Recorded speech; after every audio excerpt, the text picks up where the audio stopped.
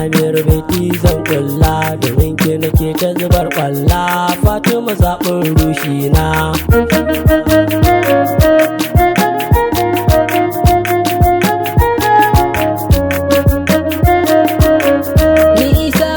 Batu akan kauna ce zaɓi na, ta zarce shiga da zuma daɗi, ta mamaye duka jiki kauna.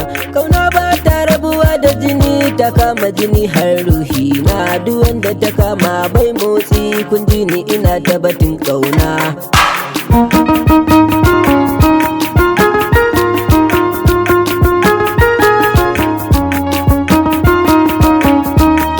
Na ganke na susuce, domin ke na bar kwana kwance, ki ban izini in so zance. Fatima sanki yana raina.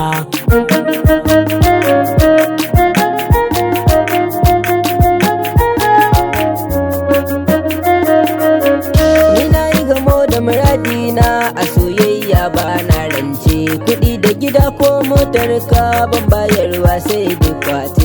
Halinta ya sa ta kama ni, yarinyar ga daɗin zance. Na ɗauki amana za na rike, ba za na saki ba kina raina.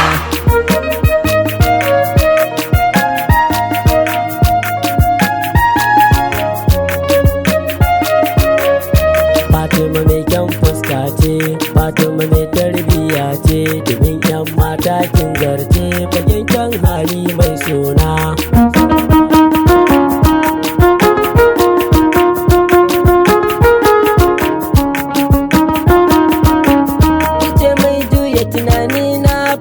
Kina da abin kalla, dare ko rana tunaninki shike ta saka ni zubar kalla. Kaunar ki ta mamaye duka jiki da jini na, in aka yi kalla. Abin da yake rai za na faɗi, ba za na faɗi ba kina raina.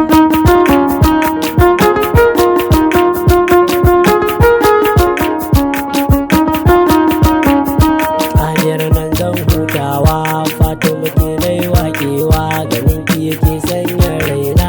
Fatima tallafa rushina.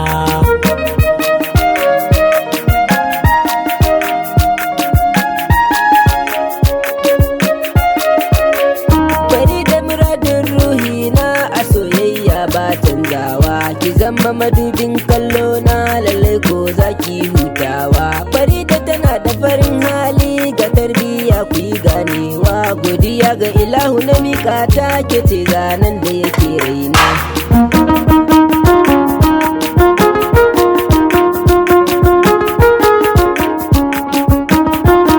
Wani sabon launi nan, Amiru H Ganji na danno, tare da isah ɗan zango, muke muku waƙar so kauna.